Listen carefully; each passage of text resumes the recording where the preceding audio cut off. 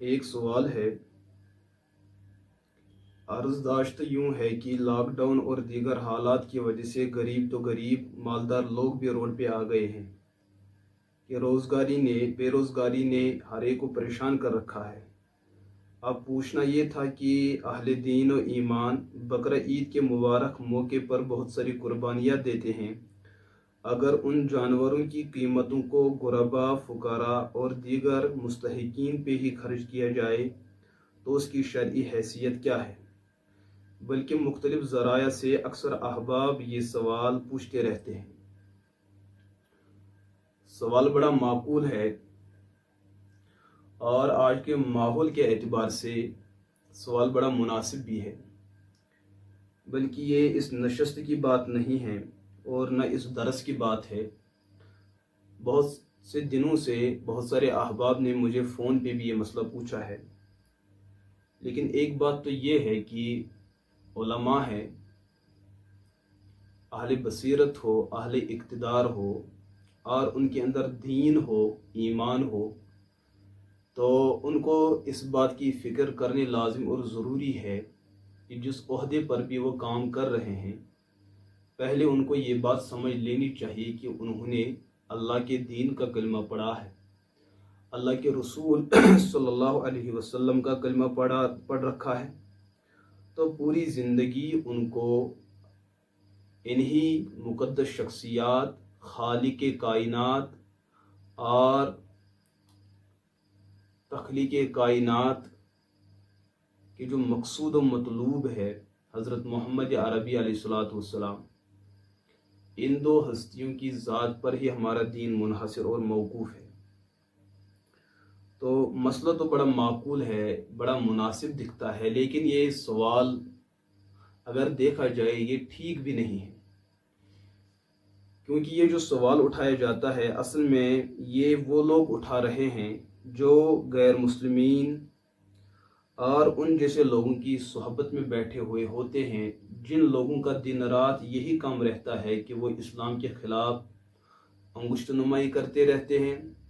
اسلام کے خلاف محض آرائیاں کرتے رہتے ہیں، انہی کی صحبت میں رہ کر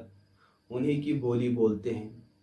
سوال کرنے والے تو بظاہر اہل اسلام ہوتے ہیں، اہل ایمان ہوتے ہیں، لیکن صحبت تو دوسرے لوگوں سے پائے ہوئے ہوتے ہیں۔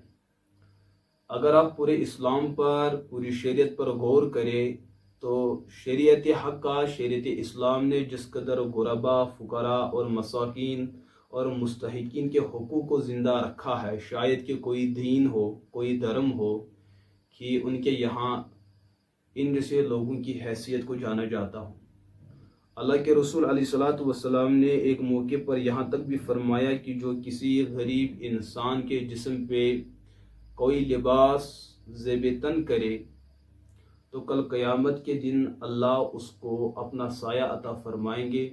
اور جنت کا لباس پہنائیں گے۔ یہ تو غربا، یہ تو انسانوں کی بات ہے، بلکہ اس شریعت حقہ نے تو جانوروں کے حقوق کو بھی بحال کیا ہے، جانوروں کے حقوق کو زندہ کیا ہے۔ ایسا کیسے ممکن ہو سکتا ہے کہ شریعت اور اسلام اور اہل اسلام غربا، فقراء، مساکین کے حقوق کو دبا رہی ہے؟ ایسا بالکل بھی نہیں، بلکہ سوال کرنے والوں کا جو غرض اور مطلوب ہوتا ہے وہ اسلام پر اعتراضات اور اشکالات کرنا ہوتا ہے اور مسلمانوں کو ان شبہات اور ان وساوس میں مبتلا کرنا ہوتا ہے، کل جا کے ایسے لوگ جو ہے اسلام سے جو ہے منہ پھیر لیں۔ بس ان کا اصل مقصد اور ان کی اصل غرض یہ ہوتی ہے، لیکن چونکہ جو ان کے صحبت یافتہ ہوتے ہیں اور اسلام سے دور ہوتے ہیں، اسلام نہ پڑھے ہوئے ہوتے ہیں، وہ ان کی ان باتوں کو جلد قبول کرتے ہیں۔ اصل پوچھنے کا مسئلہ یہ ہے کہ یہ سوال جو ہے پرسوں سے بہت سارے احباب نے مجھے پوچھا، میں نے اکثر ساتھیوں سے یہ پوچھا کہ آپ جو یہ بات کر رہے ہیں، مجھے آپ ذرا یہ بتائیے کہ آپ کے گھر کے اندر رہن سہن کا انتظام کیا ہے، آپ کی تعمیرات مکانیہ کا حساب و کتاب کیا ہے، اس کا انداز کیا ہے، اس کے لیول کیا ہے، اور آپ اس وقت جس فون سے میرے ساتھ بات کر رہے ہیں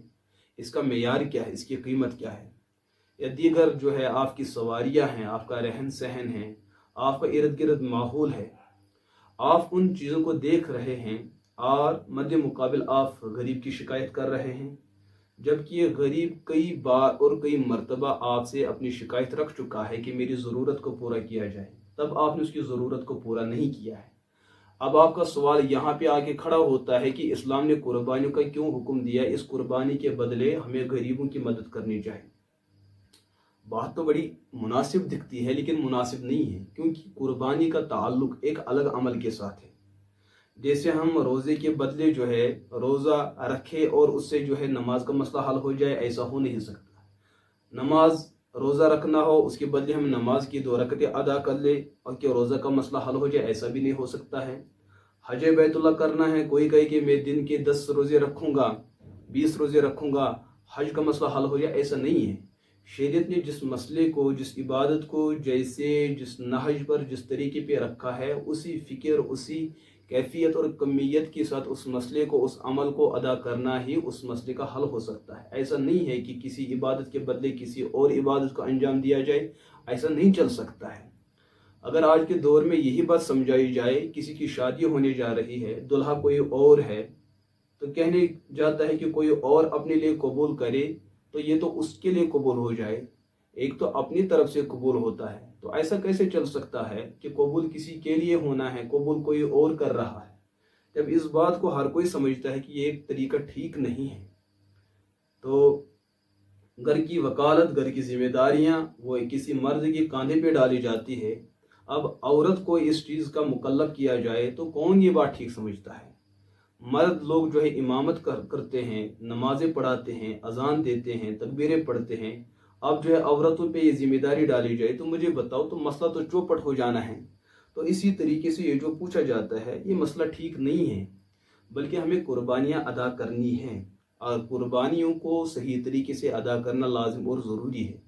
बल्कि मैं यहाँ तक भी कह सकता हूँ, ये जो कहने वाले हैं, पूछने वाले लोग हैं, ये बस कहने वाले ही हैं, इनको करना कुछ भी नहीं।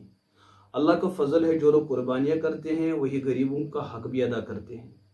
जो लोग नमाज पढ़ते हैं वही गरीबों का हक अदा करते हैं। जो बकरा ईद पर कुर्बानियाँ काटते हैं, जानवर काटते हैं, कुर्बानी करते हैं अल्लाह की रज़ा के लिए, यही वो लोग हैं जो गरीबों, फ़कीरों, मसाकीन, मोहताजों, मुस्तहिकीन की ज़रूरत को पूरा करने वाले हैं। बाकी जो है लोग जो पूछने वाले हैं, बस वो इस्लाम पे एतराज़ की नीयत से पूछते रहते हैं। उनसे पूछा जाए आपके हाथ में मोबाइल कितना कीमती है, तो बेहतर तो ये था कि आपकी ज़रूरत तो ये थी कि आप जो 5,000 के मोबाइल पे भी ये काम कर सकते, तो 25,000 रखने की ज़रूरत क्या थी। आपके घर में तो गाड़ी भी है, बाइक भी है, साइकिल भी है, 2-2 गाड़ियाँ, 2-2 जो है बाइकें भी है, तो एक पर इक्तिफा किया जाता, दूसरी की ज़रूरत क्या थी। अगर आपको गरीबों की इतनी ज़्यादा पड़ी हुई है, आपके घर में तो बहुत सारे मकान बने हुए हैं, किसी एक मकान को तामीर करके उसकी तकमील हो जाए, अच्छी बात है। बाकी तो ज़रूरत से ज़ायद थे, आपको उन चीज़ों की क्या ज़रूरत है, आपको क्या नहीं मरना था,